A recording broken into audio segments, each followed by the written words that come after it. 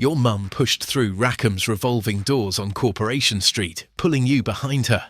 The perfume hit first, thick, expensive, arranged in glass cases near the entrance, where women in neat uniforms sprayed scent onto wrists held out for inspection. Overhead, a pneumatic tube whooshed past, carrying money from the tills to the cash office somewhere upstairs, the cylinder disappearing into brass pipes that threaded through the ceiling. This was shopping in 1970s Birmingham. This was where your family came when something mattered. Rackham's occupied the corner of Corporation Street, Bull Street and Temple Row, rebuilt in stages between 1960 and 1966, after wartime bombs had destroyed a third of the original Victorian building. Your mum called it the posh one. She was right. Walking through Rackham's felt different from anywhere else in Birmingham. The ground floor gleamed. Glass-sided counters displayed merchandise artfully arranged to tempt. Silk scarves folded into perfect triangles, leather gloves paired and positioned, perfume bottles catching light from chandeliers overhead. Sales assistants stood behind counters in uniform, polished brass trim visible on display cases that seemed to glow. Other department stores, Lewis's, Gray's, had wooden counters with drawers you couldn't see into. Rackham's had transparency, modernity, aspiration. The window displays stopped people on Corporation Street. At Christmas, entire scenes appeared overnight. Toy trains circling miniature villages, mannequins in evening wear, posed as if attending parties you'd never be invited to. Locals spoke about going to see Rackham's windows as if it were an event requiring planning. Inside, that pneumatic tube system fascinated every child. Money went into a cylinder at the till, got screwed tight, then whooshed up through brass pipes to the cash office. Minutes later it returned with change and receipt. Nobody touched it in between, pure magic to a 7-year-old watching from below. The restaurant sat on the top floor, white tablecloths, proper waitresses, afternoon tea service if your gran was visiting and wanted to feel special. Most Birmingham families couldn't afford to eat there regularly, but going once mattered. It meant you'd made it somewhere, even if only for an hour over scones and tea served in actual china. Your mum bought you school shoes on the 2nd floor, handbags on the 3rd, stopped at haberdashery on the 4th if she needed buttons or thread. Each department had its own atmosphere, its own staff who recognised regular customers and remembered their preferences. That personal service cost more. People paid it anyway because Rackham's made shopping feel important. The phrase "back of Rackham's" meant something else entirely in Birmingham, a red light district in the streets behind the store. Everyone knew. Nobody mentioned it while shopping. Friday, June 9th, 1972. Teenagers lined New Street from early afternoon, queues snaking past shops toward the Odeon's Art Deco entrance. T-Rex were playing that night. Mark Bolan, Glitter, glam rock royalty coming to Birmingham. Your older sister joined the queue at 3 o'clock, 5 hours before doors opened. She wore platform boots, satin jacket, makeup applied in the school toilets after final bell. Around her, other girls clutched magazines with Mark's face on the cover. Boys in velvet jackets smoked and pretended they weren't excited. The Odeon had opened in 1937 as the Paramount Theatre, Art Deco palace with 2,439 seats, stage large enough for full orchestra, Compton organ that rose from beneath the floor. By the 70s, it was Birmingham's premier concert venue. Everyone came through. The Beatles in 1964, Bob Dylan in 1966 with the band, Led Zeppelin in 1972, Queen in 1975, the Rolling Stones multiple times. Standing in that queue meant something. You were part of it. The music, the culture, whatever was happening in 1970s Britain that made teenagers dress like they did and queue for hours just to stand in a crowd and scream. Your parents didn't understand. That was the point. Inside, the Odeon still had velvet seats and ornate ceiling plasterwork, but nobody looked at the architecture once the lights dropped. The stage belonged to whoever was playing, and for those hours, Birmingham became the centre of everything that mattered. Did you queue outside the Odeon for concerts? Who did you see? Tell us in the comments. We want to hear which bands came through Birmingham. Saturday matinee meant different rules. Kids went without parents, dropped off at noon, picked up at 4. The ABC Minors on Saturday morning for younger children. Proper films in the afternoon for anyone over 10. Double features, always. 2 films for the price of 1 ticket, plus a cartoon if you were lucky. The ice cream lady appeared during the interval. Tray of tubs and lollies hanging from her neck by a strap. torch in hand, to guide her down dark aisles. You'd been saving for this all week. The Odeon, the Gaumont, smaller local cinemas in Erdington and Cox Green. Birmingham had dozens. Everyone went to the pictures, not occasionally, weekly. If these Birmingham memories feel familiar, hit subscribe. We're documenting what everyday life actually felt like in the 1970s, before everything changed. More stories coming. The number 50 to town, or maybe the 61 depending where you lived. Double-decker, red, diesel engine rumbling underneath as you climbed aboard and handed coins to the conductor. Conductors wore uniforms and carried ticket machines slung across their shoulders, heavy metal contraptions that punched holes in paper tickets and spat them out with a mechanical click. They knew the routes by memory, could calculate fares while walking up moving stairs, made change without looking. Some were friendly, bantering with regulars, others weren't. You learned quickly which buses to avoid. Upstairs was where teenagers went. The smoking section. Not official, just understood. Back seats filled with older kids in denim and patches. Cigarettes lit the moment they escaped parental supervision. Smoke curling toward windows cracked open regardless of weather. If you were too young to smoke, you sat middle rows and pretended not to notice.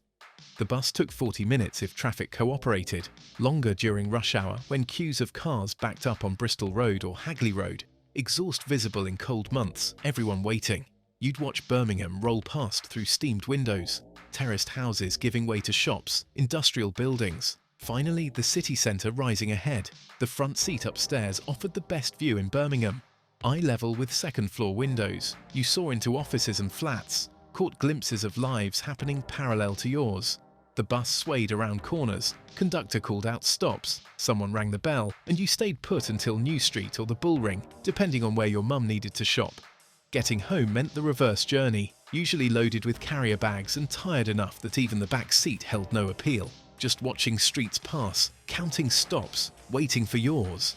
C&A sat on Corporation Street, British Home Stores on New Street, both solid, reliable, affordable in ways Rackham's never pretended to be. This was where Birmingham families actually shopped. Your school uniform came from BHS, the polyester trousers that never quite fit right, nylon shirt that built static, V-neck jumper in burgundy or navy, depending on which school. Your mum bought 3 of everything at the start of September, sizes too large so you'd grow into them by Christmas. C&A sold fashion your parents could afford, flares for your dad, midi skirts for your mum, denim jackets for anyone under 20. The clothes lasted 1 season if you were lucky, 2 if you were careful. Nobody expected more at those prices. Rackham sold aspiration. C&A and BHS sold function. Most families needed function. Summer evenings, your street filled with kids the moment tea finished. 6 o'clock until dark, sometimes later if parents forgot to call you in. The 1970s ran on a kind of freedom nobody questioned. You were outside, you were with other kids. That was supervision enough. Football in the street using jumpers for goalposts. Someone always had a ball, usually punctured, held together with tape until it gave up entirely. Cars came through occasionally. You moved, they passed. Play resumed. No parents watched from windows. Nobody needed watching. Kirby, throwing a football at the opposite curb, trying to make it bounce back to you. Rallyo, one kid counting to 50, while everyone else scattered across the neighbourhood hiding in gardens, behind walls, under cars parked at the curb. British Bulldog when there were enough kids, running across the street while others tried to tackle you. It was rough. People got hurt. Nobody stopped playing. The older kids claimed the rec, the recreation ground with swings and a slide. Metal that burned in summer and froze in winter. They smoked there after dark. Bottles of cider hidden in sports bags. Transistor radios playing whatever was on Radio 1. You weren't allowed there yet. A few more years and you would be. Girls had their own games, though the line blurred more than adults remembered. Hopscotch chalked on pavements, elastics stretched between ankles in complicated patterns, skipping ropes turning while girls jumped in and out chanting rhymes nobody could trace the origin of. If you were 10 and bored, you joined in. Nobody cared. The street lamp coming on meant home time. Your mum would appear at the door, shout your name once, maybe twice if you were pushing it. You went. Everyone went. Streets emptied as quickly as they'd filled. kids disappearing into houses for baths, and homework and television before bed. That freedom, unstructured, unsupervised, unscheduled, defined 1970s childhood in Birmingham. You played until you were called in. Simple as that. What games did you play in your street? Where in Birmingham did you grow up? Share your memories in the comments below. 11:30. The smell hit the corridor before you reached the dinner hall. Boiled vegetables, meat of indeterminate origin, gravy thick enough to coat the roof of your mouth for hours afterward. School dinners came on divided metal trays. 3 sections keeping food separated, though it rarely mattered since everything tasted vaguely the same. Monday was shepherd's pie, Tuesday was sausages and mash, Wednesday was some kind of stew, Thursday you forgot, Friday was fish fingers if you were lucky, or fish in batter that bent like rubber when you tried cutting through it. Dinner ladies served from behind the counter, hair in nets, apron stained, ladles wielded with authority that made you take what you were given and say thank you. No choice, no substitutions. You ate it or went hungry, and most kids ate it because packed lunches weren't really a thing yet. Pudding came after, sponge cake with custard, rice pudding with a skin on top that some kids loved and others avoided, jam tart that stuck to the roof of your mouth. Seconds if you finished your main. Nobody finished their main for seconds. Milk appeared mid-morning in crates left outside classroom doors, small glass bottles, foil tops, straws if your teacher remembered to order them. In winter, the milk half frozen. In summer, it went warm and slightly off. You drank it anyway because milk monitors had been chosen and those bottles weren't going back full. These aren't just memories. They're Birmingham in the 1970s, honestly told. Subscribe for more stories that capture what life actually felt like. Hit that bell icon. Sunday meant roast dinner at 1 o'clock. No deviation. The kitchen smelled of meat cooking from late morning onward. Beef, lamb or pork, depending on what was on offer at the butcher's Saturday morning. Chicken if someone's birthday had happened recently and money stretched that far. Your mum stood at the cooker timing 3 pots of vegetables, basting the meat every 20 minutes, making gravy from the tin's drippings mixed with bisto. The oven stayed on for hours. The whole house warmed from it, windows steaming up in winter. Your dad reading the Sunday paper in the front room, while dinner prepared itself under your mum's supervision. The table got set properly. Tablecloth if it was a special occasion, otherwise just placemats, but real plates, not the everyday ones. And everyone sat down together. Your dad carved at the table if he was in the mood, or your mum served from the kitchen and brought plates through already loaded with meat, roast potatoes, Yorkshire pudding, vegetables boiled until they surrendered. After dinner, nothing. Literally nothing. Shops closed. Television offered religious programming or farming reports. Your dad napped in his chair. Your mum washed up. You sat in your room with nothing to do, nowhere to go. Time stretching impossibly long until Monday when routine resumed. Sunday boredom was structural. Not a problem to solve, just how Sundays were. You could visit relatives who were equally bored, or walk to the park if weather allowed, or sit at home counting hours until Sing Something Simple came on the radio and bedtime approached. The roast made Sunday matter. The afternoon that followed proved even special things become ordinary when nothing else is allowed to happen. What time did your family eat Sunday dinner? Did relatives come over? Was your dad in charge of carving? Tell us about your Sunday routine. 10 pence on Saturday morning if you'd behaved all week. 20 if your dad was feeling generous or you'd done extra chores. That was pocket money in 1970s Birmingham. The corner shop knew exactly what 10 pence bought. 2 penny chews, 5 black jacks, a Freddo chocolate bar and still have change, or save it all for a curly-whirly midweek. The shopkeeper kept sweets in jars behind the counter, weighed them on proper scales, twisted the paper bag closed at the corners. You spent it all, immediately. Saving was for adults. Some kids got more, enough for the newsagents to buy Beano or Dandy, enough for the chippy on Friday. But most kids got 10 pence and made it last until Monday if they were smart about rationing sherbet and cola cubes. Summer holiday meant a week somewhere. Rhyl, Blackpool, Great Yarmouth, seaside towns where other Birmingham families also went, everyone escaping the city at the same time for the same reason. Nowhere else to go really, unless your family had money for abroad, and most didn't. You packed the car on Saturday morning, suitcases strapped to the roof rack, kids crammed in the back seat, flask of tea and sandwiches wrapped in tin foil for the journey because motorway service stations cost too much. 3 hours to North Wales if traffic was light, longer if half of Birmingham had the same idea. The caravan park or boarding house had been booked months earlier, deposit paid, your mum worrying the whole drive that they'd given your spot to someone else, despite the confirmation letter folded in her handbag. They hadn't.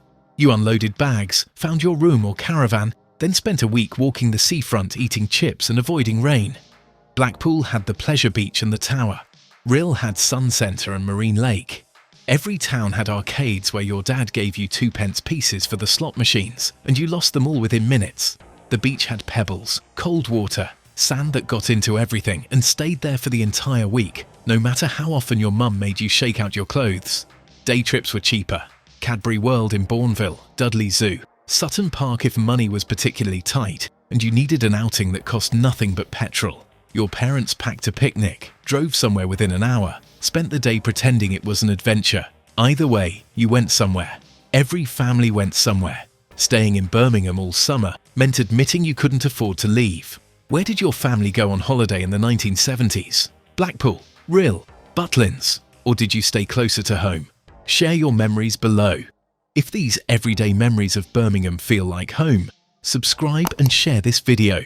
Your support helps us preserve these stories before they're forgotten. Hit that button. That was Birmingham in the 1970s. Not the headline events, but the ordinary routines that made life recognisable. Rackham's on Saturday, concerts at the Odeon, buses into town, street games until dark, school dinners that all tasted the same, Sunday roasts followed by boredom, corner shop sweets bought with pocket money, and summer holidays to the same seaside towns everyone else went to. If you lived it, you remember. Thanks for watching. See you next time.